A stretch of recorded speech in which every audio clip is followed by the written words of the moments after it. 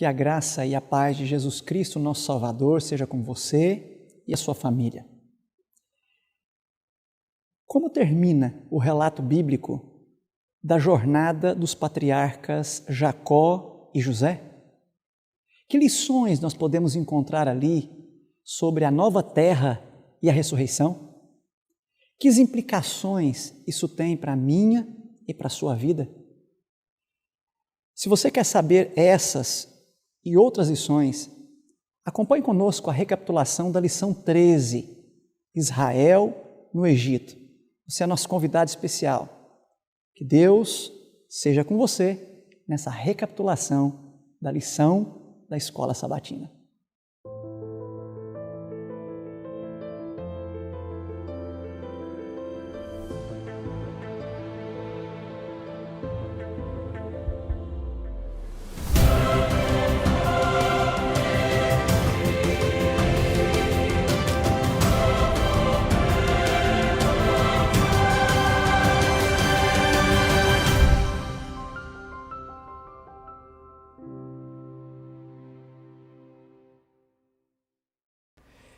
É sempre uma bênção de Deus nos reunirmos para o estudo da nossa lição, a recapitulação do estudo que fizemos ao longo da semana. E nós temos o privilégio de chegarmos à lição 13, Israel no Egito. Depois de uma jornada através do livro de Gênesis, Deus nos concede aí pela sua graça o privilégio de estudarmos os capítulos 46 a 50 e tirarmos aqui preciosíssimas lições para a nossa vida. E para esse estudo nós temos aqui dois colegas que já estiveram conosco e estão sempre nos ajudando nesses momentos. Pastor Esinaldo, pastor, seus cumprimentos por bondade. Eu agradeço, pastor Carlos, pelo convite, pela oportunidade de estar aqui mais uma vez. Para mim é uma alegria participar aqui do comentário da lição. A alegria nossa em recebê-lo, seja bem-vindo mais uma vez, e também pastor Clodoaldo. Pastor, suas palavras iniciais, por bondade. Nossas saudações cristãs aos nossos irmãos e amigos que nos assistem e os nossos agradecimentos, pastor, pelo convite de estarmos mais uma vez juntos para a recapitulação dessa lição tão importante, tão bela quanto foi a lição desta semana. Obrigado, pastor Clodoaldo, também pela tua presença. Vocês são sempre muito bem-vindos e para começar o nosso estudo nós vamos orar, né? Como nós temos feito.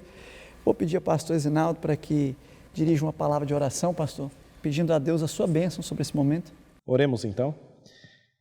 Querido Deus, nós queremos te agradecer pela oportunidade que vamos ter de mais uma vez recapitular a lição da Escola Sabatina, que na abertura da sua palavra, o Espírito Santo, sendo o nosso professor, possa nos iluminar, abrir a nossa mente para o entendimento da tua palavra e para a aceitação da tua palavra em nossa vida. Que a tua palavra ministrada possa chegar aos mais distantes lares, onde qualquer pessoa esteja, que possa ser alcançada pelo poder da sua palavra, em nome de Jesus Cristo. Amém. Amém. Vamos começar nossa recapitulação, convidando você que nos assiste para lermos juntos Gênesis 47, verso 27, que é o texto-chave para a abertura da nossa lição.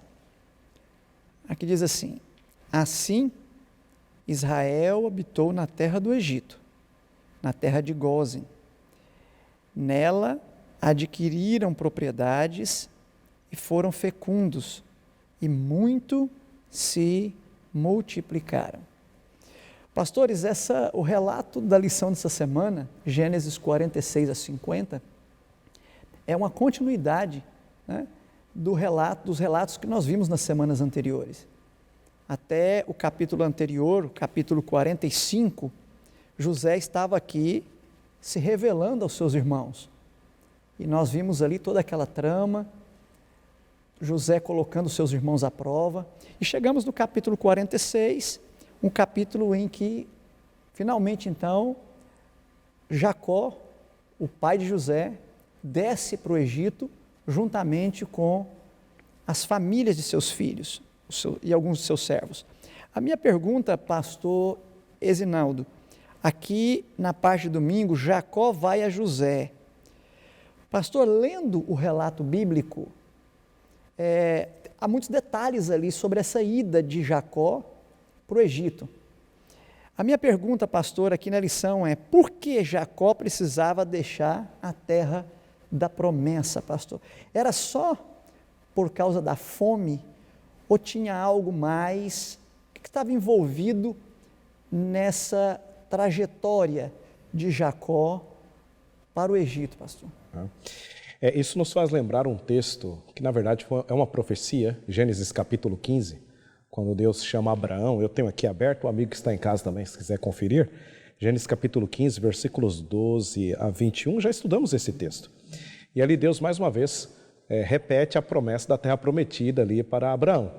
Mas é interessante aqui no verso 13, eu vou ler aqui, Gênesis 15, 13. Então lhe foi dito: sabe com certeza que a tua posteridade será peregrina em terra alheia, e será reduzida à escravidão e será afligida por 400 anos. Mas também eu julgarei a gente que tem de sujeitar-se, depois sairão com grandes riquezas, e tu irás e tal. Na 4ª geração tornarão para aqui, para herdar a terra. Então, o ato deles descerem para o Egito e futuramente serem escravizados no Egito, isso já havia sido profetizado para Abraão. Então, havia uma profecia que precisava se cumprir. A pergunta é: qual a razão disso? Por que eles desceriam? Bem, a gente já respondeu parcialmente que a família teria que descer para o Egito para cumprir essa própria profecia. Agora, qual a razão? Eu acredito, pastor, há uma teologia que a gente trabalha na Bíblia chamada teologia do sofrimento. Então, por exemplo, o justo, ele sofre por 2 motivos. Primeiro, talvez Deus queira mostrar para a pessoa algum elemento que precisa ser corrigido, e esse elemento só pode ser corrigido na fornalha da aflição. Inclusive, é o tema da lição do próximo trimestre. Já fazendo a propaganda aqui da lição do próximo trimestre. Ou então, Deus está querendo nos usar como instrumentos para alcançar outras pessoas. E a gente vai perceber isso com aquela família indo até o Egito. Então, assim, Deus estaria trabalhando com a futura nação de Israel ali dentro do Egito, preparando-os para herdarem a terra de Canaã quando eles saíssem. E também Deus estaria abençoando a própria nação egípcia com a presença dos israelitas na nação egípcia. Então, usando os israelitas como instrumentos para alcançar até mesmo, por que não dizer, o próprio faraó, que eu acredito que vai ser um comentário posterior acerca da bênção que o próprio patriarca vai pronunciar sobre faraó. Muito bom o comentário, e a gente vai voltar num ponto desse comentário, mas a gente precisa de um elemento aqui que talvez o pastor Clodoaldo também possa nos ajudar. Pastor Clodoaldo, como entender a ordem do ponto de vista da terra? Porque a aliança de Deus com Abraão envolvia 3 elementos. Elemento número 1, descendência. Elemento número 2, terra. E elemento número 3, bênção, porque ele devia ser uma bênção para as nações. Em ti serão benditas todas as famílias da terra. Então, do ponto de vista da ordem que Deus dá aqui, Jacó ficou temeroso de ir para o Egito, e Deus aparece, eu quero até ler com você que nos assiste aí, Gênesis 46, verso 1, e veio a Berseba, e ofereceu sacrifícios ao Deus de Isaque, seu pai. A senhora White, no Patriarcas, ela fala que quando o velho Jacó ofereceu os sacrifícios aqui, que ele estava com o coração assim, pesado, naquela insegurança: vou para o Egito, não vou para o Egito, devo ir para o Egito ou não, com alguns temores. E no verso 2 diz: falou Deus a Israel em visões de noite e disse: Jacó, Jacó. Ele respondeu: eis-me aqui. Então disse: eu sou Deus, o Deus de teu pai.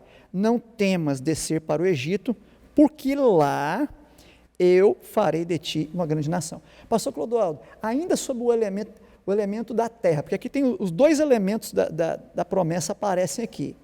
Lá, que é o lugar, e o elemento da grande nação, a descendência.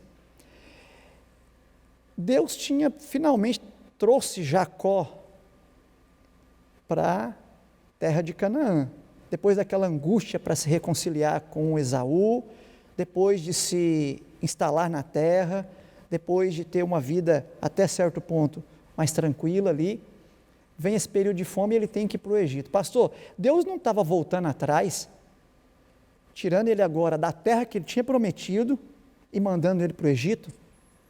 Pergunta muito interessante e muito profunda, pastor. Porque do ponto de vista humano, realmente era muito mais cômodo Jacó permanecer na terra. E ali realmente era a promessa de Deus para os seus filhos. Mas nós não podemos esquecer da promessa de Deus para as nações. E aqui entra o aspecto da missão de Deus, que é efetuada, que é executada através daqueles que estão na terra prometida. Então, o deslocamento de Jacó e de toda a sua família para o Egito, que era o império de então, inclusive o próprio acesso dele a Faraó, nós vamos estudar depois isso aqui, isso demonstra que o projeto de Deus não era restrito somente para aqueles que estavam na terra prometida. Aqueles que estavam na terra prometida tinham o privilégio de estar na terra prometida, mas uma grande responsabilidade. Mas as bênçãos de Deus deveriam ser extensivas às outras nações também. Então, o texto, quando diz assim, olha, eu sou Deus, o Deus do seu pai, não tenha medo de ir para o Egito, porque lá eu farei de você uma grande nação.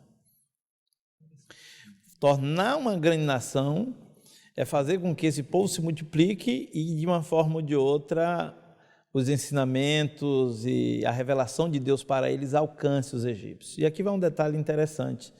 Na saída dos hebreus do Egito, muitos egípcios acompanharam. Interessante isso, né? E sabe, pastor Zinaldo, eu quero voltar num ponto aqui, nesse ponto de 46, verso 3, final do verso 3, porque lá eu farei de ti uma grande nação. Interessante, eu me lembro de um comentário da senhora White no Patriarcas, que ela diz que se eles ficassem em Canaã, eles corriam um risco muito grande dos filhos de Jacó, os descendentes de Jacó, se enamorarem, se misturarem com os povos das nações vizinhas ali, os povos cananitas, e corromperem-se com idolatrias. E cabe lembrar aqui que já tinha tido um episódio muito próximo disso lá com os siquemitas, né? Um flerte ali muito de perto. Então veja, a senhora White diz que quando Deus tira eles, por que Deus não multiplica eles em Canaã? Ela diz, Deus leva eles para o Egito, coloca eles na terra de Gósen, não fica dúvida que eles seriam pastores, os pastores eram a abominação para os egípcios, e lá nenhuma egípcia ou egípcio ia querer se engraçar com um povo considerado abominação. E com isso Deus estava preservando eles de se paganizarem, né, vamos dizer assim, com os povos das outras terras. Então, é muito interessante, pastor Zinaldo, que eles vão, quantas pessoas, pastor, com quantas pessoas Jacó sai do Egito, sai de Canaã? Ao todo são 70, né? Se a gente prosseguir aqui a leitura, desculpa, há uma parte aqui que vai falar que foram 70 pessoas na família, contando os 66 lá com os filhos e tal, e aí conta com Jacó, né? Mais alguns filhos ali, o todo dá 70.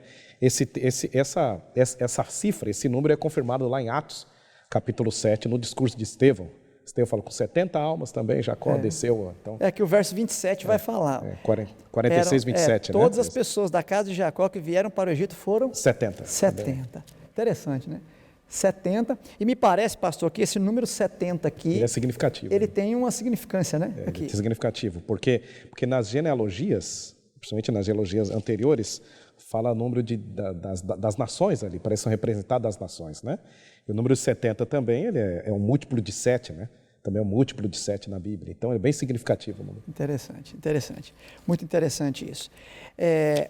Mas, meus amigos, na parte de segunda-feira aqui, Jacó se estabelece no Egito. Pastor Zinaldo, no capítulo 47 aqui, tem duas apresentações. O relato de José apresentando primeiro seus irmãos e depois José apresenta o seu pai a Faraó. Pastor, por que José não empregou os irmãos dele na corte do Egito, já que era um serviço aos olhos humanos, aos olhos daquela cultura, era um serviço nobre, requintado, honrado, né? E até, quem sabe, mais desejável?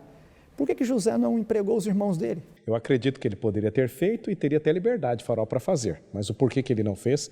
Interessante, o próprio comentarista da lição, o autor da lição, nos ajuda na explicação, mostrando que Jacó ele pôde ter prevenido, ou até mesmo protegido o seu irmão de problemas de ordem de orgulho, de vaidade. Talvez os seus irmãos poderiam entrar por problemas de vaidade, de orgulho, de corrupção na própria corte faraônica. Então Jacó, tentando preservá-los disso, orientou-os para que quando o faraó perguntasse a profissão, eles já respondessem que eram pastores, justamente para preservá-los diante daquela profissão na terra de Gósen e não se misturarem ali com a corte faraônica. Interessante. A senhora White menciona isso mesmo. Ela inclusive diz que José sabia das tentações que estavam sujeitos, né? Os riscos que tinham deles se envolverem com as divindades egípcias e preferiu que eles ficassem separados. E isso é uma lição para nós, né, pastor? José ele conhecia bem os seus irmãos, tá? E ele sabia muito bem os problemas pelos quais os seus irmãos poderiam entrar, porque isso nos faz lembrar quando ele era mais garoto, o pai dele o enviava para ver o que os seus irmãos estavam aprontando. E eles se infiltravam em alguns problemas. Então José os conhecia muito bem, sabia o caráter, a personalidade de cada um. Então José conseguiu preservá-los disso aí.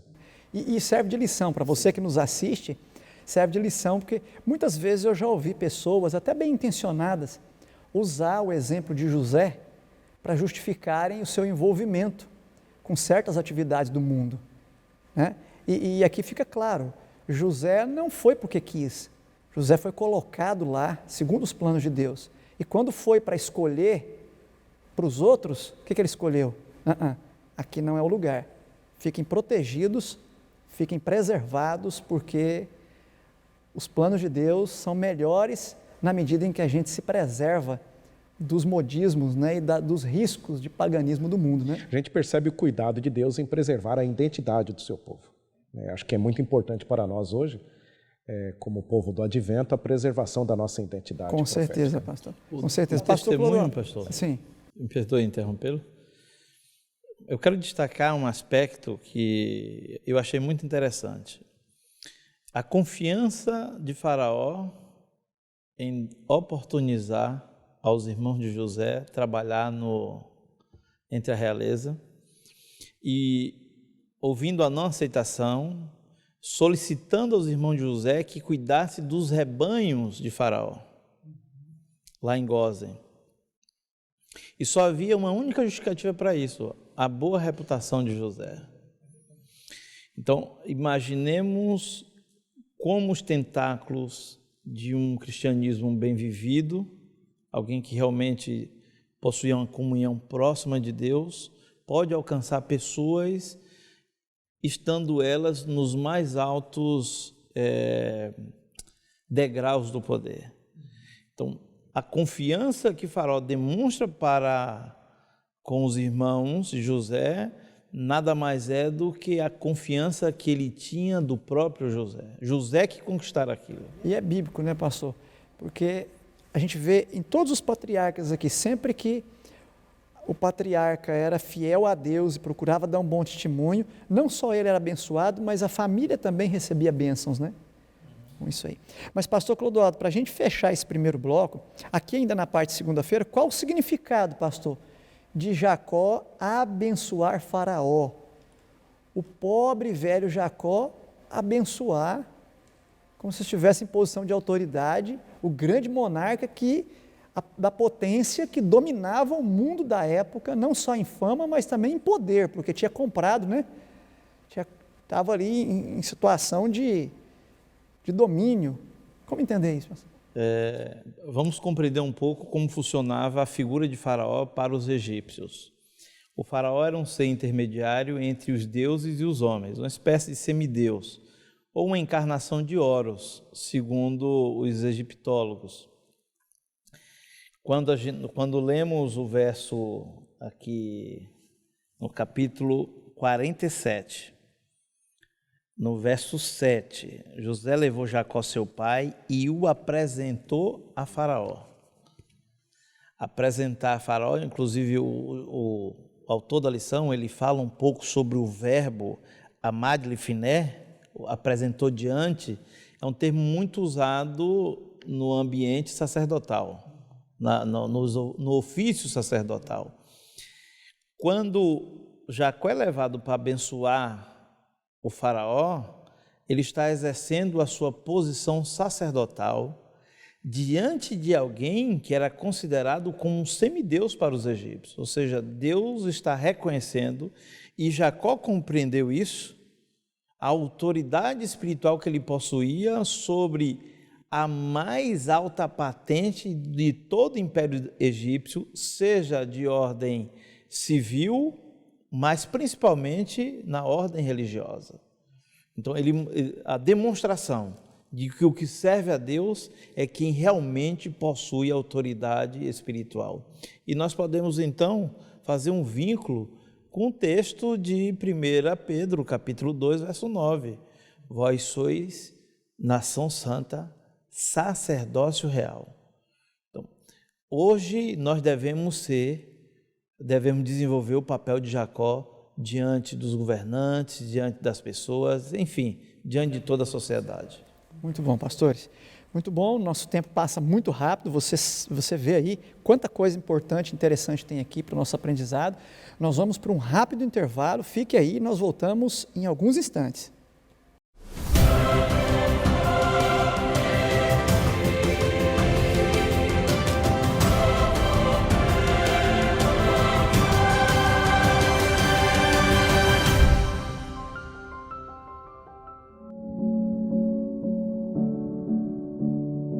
Sonhar, um hábito que cultivamos do início ao fim da vida. Sonhar é olhar para o futuro e ver nas conquistas a própria marca, a própria identidade. É por isso que não existem sonhos pequenos demais ou que ficaram no passado. Afinal, todo sonho carrega nossa história e nossa garra pela vida. Talvez você sonhe ter amigos e construir vínculos que durem pela vida toda.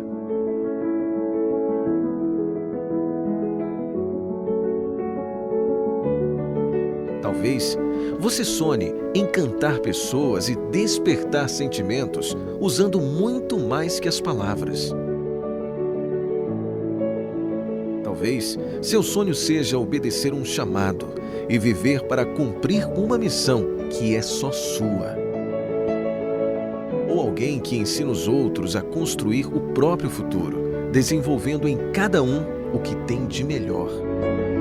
Entre os sonhos mais nobres e singelos, pode ser que esteja o seu sonho, o de ver o seu filho brincar, crescer, sorrir e aprender mais a cada dia. E por que não sonhar com uma vida mais completa, de vitalidade, força, leveza e saúde? Você pode até sonhar em mudar o mundo, uma prova por vez, até alcançar grandes realizações. Um dia, alguém sonhou com um lugar onde a missão pulsasse nos corações, onde o desejo de servir impulsionasse grandes coisas e onde a alegria do Evangelho suprisse a mais básica das necessidades, a do amor.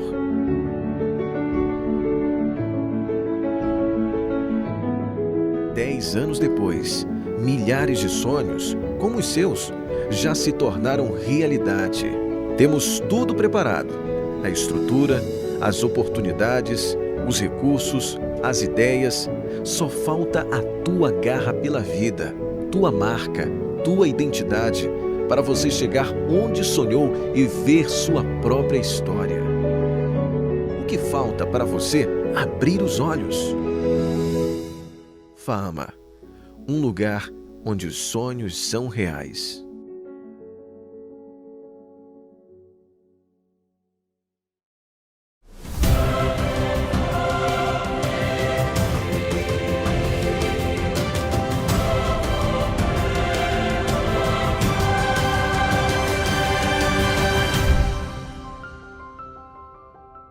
Ok, voltamos com o segundo bloco de recapitulação da lição número 13, Israel no Egito.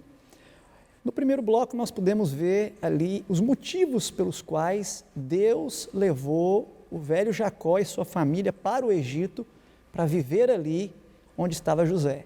Nós vimos que Deus tinha plano de abençoar os egípcios, Deus tinha plano de preservar o seu povo do paganismo e Deus tinha plano de sustentá-los no período de fome.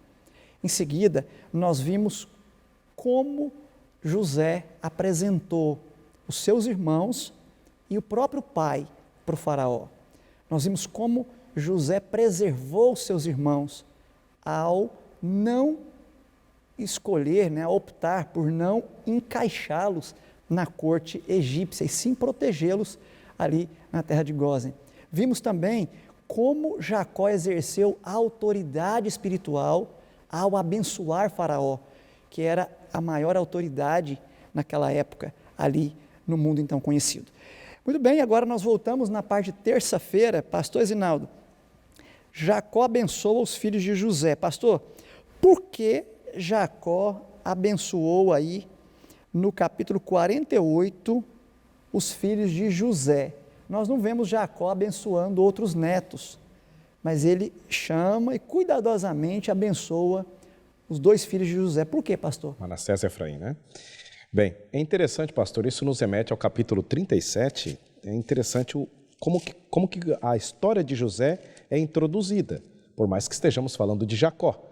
No capítulo 37, versículo 1, diz assim: habitou Jacó na terra das peregrinações de seu pai, na terra de Canaã. É interessante o versículo 2 do capítulo. Esta é a história de Jacó, ponto. Aí prossegue. Tendo José 17 anos, o senhor percebe que a história de Jacó, ela é reproduzida, ela continua, ela é lida na história de José. Então assim, a história de José é a história de Jacó. Logo, os filhos de José, eles chegam ao status, ao patamar de serem filhos de Jacó. Então é por isso que ele abençoa os filhos de José, porque biblicamente, na profecia, no plano da redenção, na própria história, na história da redenção, na história bíblica, no plano bíblico, eles seriam filhos de Jacó, filhos de Israel.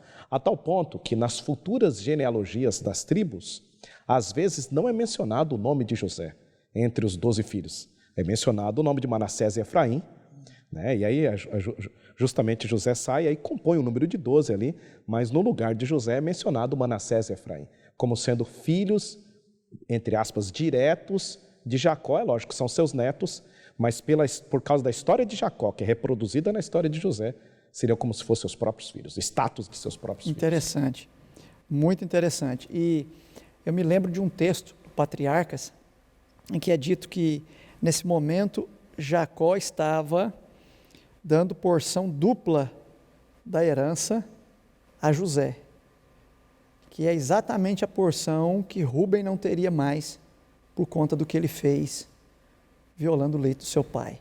Então, isso a gente vai ver em seguida, né, no próximo capítulo, na hora das bênçãos dos filhos. Mas, pastor Clodoaldo, quando Jacó vai abençoar os filhos de José, tem toda uma narrativa aqui, né? Jacó coloca a mão direita sobre a cabeça do mais novo, que era Efraim, e não de Manassés, que era o mais velho, e que era esperado que ele abençoasse com a mão direita o mais velho, o primogênito de José.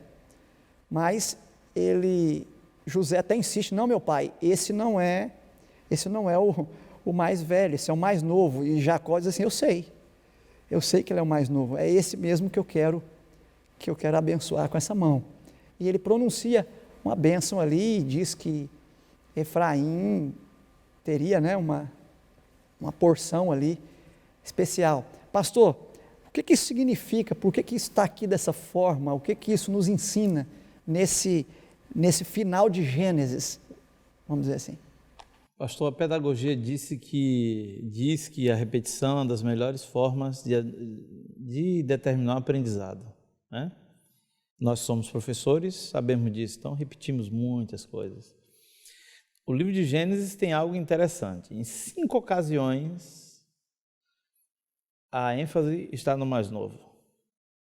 Então, começa já nos primórdios. Abel, a bênção de Abel em detrimento a Caim, apesar de ter morrido. Depois, a proeminência de Isaac, que era o mais novo, em relação a Ismael. Posteriormente, Jacó, que era o mais novo, em relação a Esaú. José era mais novo em relação a Rúben. Essa lógica não poderia ser quebrada. Então, Deus queria, através desse ato de Jacó, mostrar para José: José, o meu plano ainda é válido. E Jacó compreendeu isso.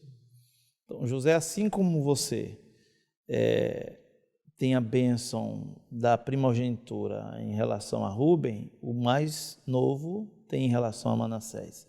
E a Bíblia confirma isso. Por exemplo, quando a gente olha o livro de Oséias, que é um livro que está entre os profetas, a gente vê que Efraim é um nome utilizado para se referir a todo Israel. Ou seja, realmente Efraim se torna uma tribo proeminente em relação às outras tribos. Mas a principal lição é mostrar para Jacó: Jacó, é a lógica divina. O mais novo é que detém sempre a bênção. Eu escolhi ser assim. E Jacó aprendeu muito bem e praticou e legou uma grande lição para José também. Muito bom, muito bom. Excelente lição. Aqui, caminhando então, pastores, na parte de quarta-feira, aí Gênesis 49. Agora o velho Jacó, sentindo que chega a hora de morrer, ele chama os filhos para os abençoar. Pastor Esinaldo, não é a primeira vez que o Gênesis relata esse tipo de postura de um patriarca quando está ali à beira da morte. Pastor, qual o significado das bênçãos proferidas por Jacó a seus filhos? E vou emendar uma segunda pergunta aqui, pastor. O fato de Jacó ter pronunciado algumas bênçãos e ter também feito algumas predições negativas sobre alguns filhos, indica necessariamente que eles estavam sendo predestinados ou determinados por Deus para desenvolverem aquela característica negativa, porque a senhora White diz que aqui Jacó estava recebendo o dom de profecia, estava predizendo, mas alguns olham para esse texto e dizem: não, aqui estava determinado que alguns fossem bênção e que outros fossem maldição. Como entender isso, pastor? Boa pergunta, pastor. Veja só, o título que os editores da Sociedade Bíblica colocaram aqui no capítulo, Bênçãos Proféticas de Jacó. E nós bem sabemos que realmente foram bênçãos proféticas. Nós temos uma certa dificuldade de entender esse termo profético. Às vezes a gente entende esse termo somente pensando em algo escatológico relacionado ao futuro incondicional. Por exemplo, as grandes profecias clássicas de Daniel, já estou misturando uma coisa com outra, mas as grandes profecias de Daniel, Apocalipse, profecias escatológicas relacionadas ao futuro. Então a gente pega esse sentido de profecia e pensamos que todas as profecias são assim. Mas na Bíblia nós temos muito bem as profecias clássicas, temos as profecias apocalípticas, e parece que também há uma tendência de entender que há profecias messiânicas. É interessante esse ramo das profecias. O que nós encontramos aqui em Jacó, pastor, se a gente fizer um estudo dessas 12 bênçãos que ele pronunciou, parece que há um desenvolvimento histórico. Por exemplo, Efraim mesmo. Parece que a proeminência de Efraim, o histórico de Efraim vai até determinado tempo, até determinado período. Ali no período dos juízes, parece que muita coisa ocorre na região montanhosa de Efraim. Lá nos profetas menores, até ali, Efraim continua sendo ainda a tribo representativa do Reino do Norte, e parece que não fala muito mais de Efraim. Então, assim, se a gente pegar o capítulo 49, parece que é um discurso histórico das 12 tribos. Por exemplo, quando a gente chega dos versículos 8 aos versículo 12, que é Judá, a gente percebe algo mais escatológico, parece. E aí vai vir o Messias, e vai vir Siló, e esse Siló aqui é uma própria referência ao Messias, isso vai ser comentado daqui a pouco, e a ele obedecerão os povos. Então a gente percebe algo mais para o futuro. Por exemplo, o próprio Jacó, quando ele começa, ele fala assim: eu vou reunir vocês, vou dizer algo sobre os dias vindouros. E esses dias vindouros é um termo técnico que acontece principalmente em Daniel, mas que começa no tempo de Daniel, acompanha a história e tem o seu clímax lá no fim. E a gente percebe que parece que a mesma natureza aqui também começa nos dias de Jacó e alcança o seu clímax no final da história. A gente percebe o próprio Judá. Assim, então, por exemplo, algumas palavras que ele pronunciou para alguns filhos necessariamente não falava de algo do futuro. Por exemplo, o verso 27 Benjamim é lobo que despedaça. Pela manhã devora a presa e à tarde reparte o despojo. A gente percebe que os próprios termos não estão, os verbos não estão no futuro, os verbos estão no presente. Então isso é natural da própria profecia clássica também. Então a profecia clássica não fala somente de elementos futuros, mas até mesmo de elementos do passado. Por exemplo, aqui quando fala de Simeão, no versículo 3, ele fala de um elemento do passado, do erro de Salomão, desculpa, é Rúben, né? É versículo 3. Ele fala de um elemento do passado. Então assim, a gente percebe um desenrolar histórico, profético nessas bênçãos. Agora, respondendo à segunda pergunta, por mais que ele falou certos elementos negativos aqui para alguns filhos, não significa necessariamente que esses filhos ou seus descendentes estariam definitivamente perdidos, ou seria realmente esse caminho, porque tem a questão do livre-arbítrio também. Vou dar um exemplo aqui, quando ele fala de Levi. Olha o verso 5. Simeão e Levi são irmãos. As suas espadas são instrumentos de violência. No seu conselho não entre minha alma. Com seu agrupamento minha glória não se ajunte, porque no seu furor mataram homens, na sua vontade perversa acharretaram touros e assim por diante. Mas a gente bem sabe a bênção que foi Levi, a tribo de Levi para a nação israelita. Foi dessa tribo que veio o sacerdócio, né? E foi justamente essa tribo que ficou contra a idolatria por ocasião ali da descida de Moisés no Monte Sinai, a questão ali do bezerro de ouro. Então, quer dizer, necessariamente essas palavras negativas não iriam determinar a história de vida das pessoas que participariam dessa. Muito boas as indicações. Então, tantos verbos já no presente, constatando que os tipos de características e personalidades que eles tinham, né, já mostravam que eles não estavam predeterminados aquilo ali, mas colheriam os frutos das suas escolhas no presente e dali por diante. Deus antevê que eles vão colher os frutos, né, das suas escolhas ali. Eu me lembro de um texto do Patriarcas em que a senhora White diz que, nesse momento aqui, Jacó está pegando as 3 bênçãos que seria de Rúben e distribuindo para 3 irmãos. A bênção sacerdotal, que seria de Rúben, por ser o primogênito, ela está indo para Levi, os levitas. A bênção da primogenitura está indo para Judá. E a bênção da herança, com porção dupla, está indo para José. E nisso, você que nos assiste aí, começa a entender a importância da fidelidade. Não se zomba de Deus. Rúben profanou a honra do pai, da família, ou a palavra de Deus, eles conheciam o mandamento de Deus, e isso agora custa para Rúben perder todas essas bênçãos, que não a bênção salvífica, mas as bênçãos de eleição funcional que estavam envolvidas na questão da primogenitura. Pastor Clodoaldo, falando ainda aqui das bênçãos, a gente nota que há uma bênção especial para Judá, dos versos 8 até o verso 12. Pastor, que bênçãos são essas especiais aqui, principalmente no verso 10? Me permita ler: o cetro não se arredará de Judá, nem o bastão de entre seus pés, até que venha Siló, e a ele obedecerão os povos. Que bênção é essa, pastor? Judá é considerada, pastor, como uma tribo dos reis. E a gente sabe que quando houve a divisão do reino, o reino do sul ficou caracterizado como o reino de Judá. E quando os 2 reinos estavam unidos, o primeiro rei que uniu as 2 divisões que havia no período ainda que eles estavam vivendo como tribos, vem de Judá, que foi Davi, porque no período de Saul, a monarquia não estava unida ainda, o reino não estava unido. Mas o mais importante na bênção de Jacó para Judá é aquilo que apontava para o futuro. O termo é Siló. E o que eu acho interessante é que existe concordância entre diversos grupos teológicos a respeito disso. Por exemplo, para os rabinos, Siló é o Messias. Então, para os judeus, os rabinos, principalmente aqueles mais ortodoxos e antigos, aqui está se fazendo a referência ao Messias. Para a irmã White, é o Messias. E para os teólogos adventistas atuais, aqui é uma referência clara para o Messias. nós não podemos esquecer um outro elemento que aparece aqui na bênção. Judá é um leãozinho, que se agacha e se deita como um leão. Em Apocalipse 5, verso 5, nós temos uma referência onde atribui a Cristo o leão da tribo de Judá.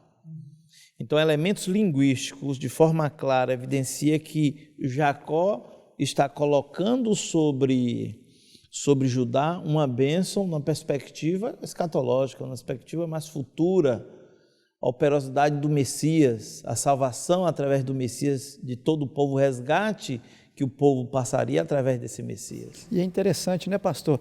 Os 3 detalhes aqui que aparecem aqui, e você começou a mencionar muito bem aí, você tem o cetro de um rei, mas você tem amarrando o seu jumentinho, né? É humilde, a figura do jumento, a figura do serviço, né? Do servo, e depois esse é o mesmo que lava as suas vestes no vinho e a sua capa no sangue de uvas. O texto de Isaías 63, se o senhor me permite, me desculpa, pastor.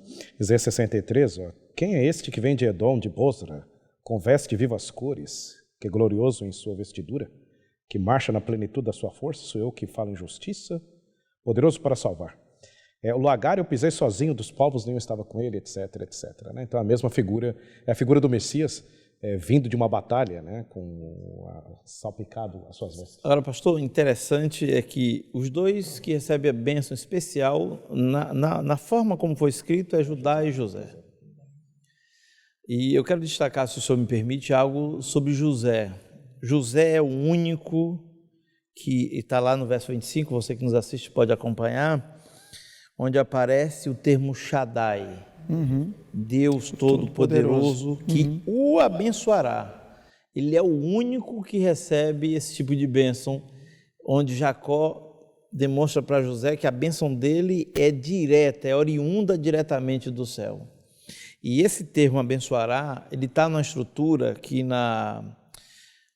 no hebraico é chamado de, nos verbos hebraicos é chamado de piel, que é exato, é uma ação ativa intensiva, ou seja, é uma super bênção, vamos dizer assim, trocando em miúdo. Se eu estiver errado, o professor de hebraico está aqui, ele me corrija. E o termo El Shaddai também é um termo linguístico, é muito cheio, como se fosse plenitude, né? Deus Isso. E isso fica teologicamente, transparece aqui, né? Porque se você for olhar a estrutura aí, meio que poética, com bênçãos dos altos céus, com bênção das profundezas e com bênção do seio da madre. Quer dizer, as 3 dimensões do pensamento hebraico, né? O céu, a profundeza e aqui. Ele tem a bênção total de Deus, né? A questão da duplicidade da bênção, que o senhor mesmo mencionou, né? Saindo de Rubem e entrando da duplicidade para o próprio José também. Muito interessante. Pastores, a lição é muito interessante, mas nós precisamos caminhando aqui para o final, e a parte de quinta-feira, ela fecha falando sobre qual a reação de Jacó ali quando sabe que vai morrer, vai descansar.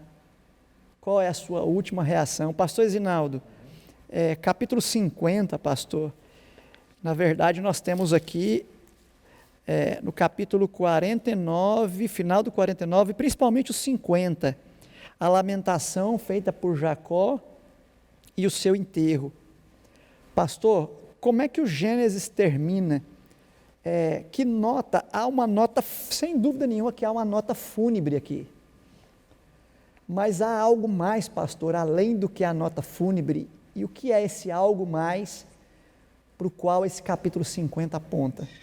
Bonito, né? Eu acredito que não poderia terminar de forma diferente, né? Aqui a gente percebe, querido amigo que está nos acompanhando, infelizmente a morte vai alcançar a todos, né? Se até lá Cristo não voltar. Mas a morte de um justo é diferente, diz o texto bíblico, porque nós temos uma palavra em comum, que é a palavra esperança. Então a gente percebe que o Gênesis, quando está tratando da morte de Jacó, que é o Israel, e daqui a alguns segundos vai estar tratando da morte de José, a gente percebe que vai se dirigindo para a terra prometida.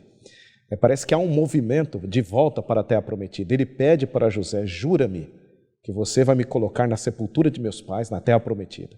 Então quer dizer, Parece que há uma questão de ser sepultado ali na terra dos pais, né? Justamente porque eles olhavam além da sepultura, eles olhavam para a esperança de todos nós, a esperança que moveu o próprio Jó, que foi contemporâneo daquela época também. Jó falava: eu sei que o meu Redentor vive, que por fim se levantará sobre a terra, que é justamente a esperança da nova terra. Muito bom, muito bonito, né? Muito bonito. E pastor, Clodoaldo, me parece que essa nota aqui do capítulo 50, por que eles podem ter esperança na nova terra? Por que, se me permite, eu quero ler o verso 25 do capítulo 50, fala assim: José fez os filhos de Israel jurarem, dizendo: certamente Deus vos visitará e fareis transportar meus ossos daqui. Deus vos visitará.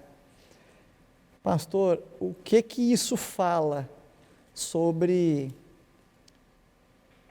a história de Jacó, a história de José e quem eles representaram em muitos momentos da história deles? Pastor, veja, a Bíblia, ela apresenta entre os patriarcas, quem mais aparece é Abraão. Entre Jacó, Isaac e Abraão, quem mais aparece ao longo de toda a Bíblia é Abraão. Só que em Gênesis é diferente. Abraão tem dedicado a ele 14 capítulos, Isaac, se não me falha a memória, 13. José, se considerarmos como um patriarca também, haja vista a importância dele, 13. Jacó, 25 capítulos. Isso não chama atenção. A importância que Deus dá para alguém que a gente fala, mas não com tanta importância como fala de Abraão. A gente não fala tanto de Jacó como fala de Abraão. Mas Moisés, inspirado por Deus, nos chama a atenção. Olhe para Jacó, olhe para a vida de Jacó. Se teve alguém que recebeu visita constante de Deus, foi Jacó. Então, ele sabe o que significa a visita de Deus na vida dele. Nos momentos mais complicados da vida de Jacó, a gente encontra Deus visitando ele. Então, ele, por experiência, isso não é de boca para fora, ele apresenta esse legado para que eles ficariam depois de sua morte. Deus visitará. José replica a mesma coisa, aprendido com o pai. Aliás, José recebe a visita de Deus várias vezes também. José tinha plena convicção de que Deus estava presente. É só nós olharmos o capítulo 39, o que impede ele de pecar contra a esposa de Potifar é a noção da presença de Deus na vida dele.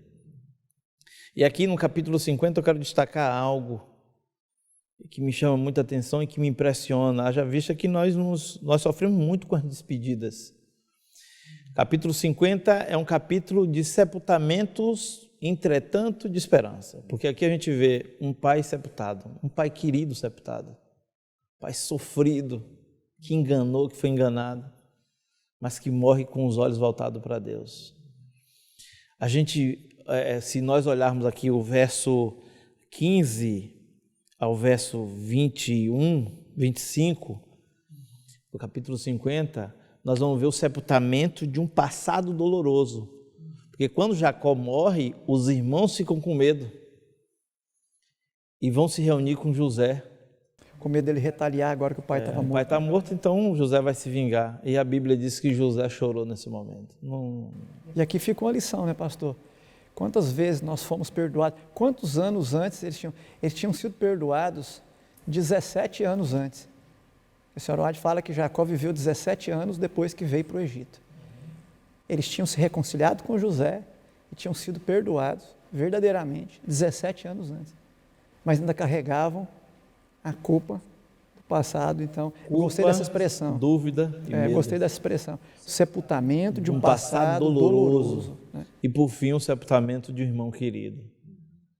Eu me impressiono quando eu olho para José, porque quantas vezes a gente não quis se vingar de um irmão. O Senhor me tratou ruim, eu fico com rancor, vou lhe tratar mal também. E Jacó muda essa lógica. Não. O que Deus me ensina para mim não é isso, então vocês não precisam fazer isso, nem precisam se preocupar. E esse pedido de levar os ossos, eu quero lá, meus ossos. É como Daniel, estava em Babilônia, mas os olhos voltados para a terra prometida.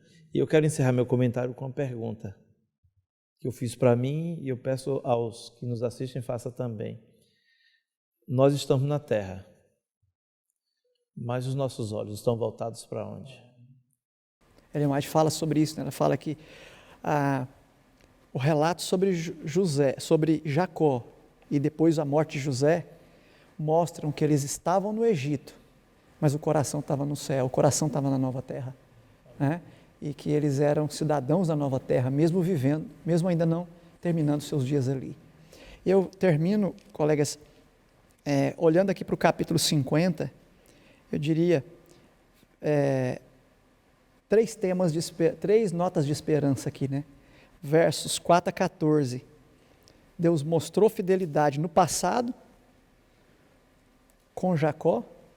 Versos 15 a 21, Deus mostrou fidelidade no presente ali com José. E versos 22 a 26, eles podiam estar firmes na promessa, na aliança, que Deus permaneceria fiel com eles também, levando eles para a nova terra.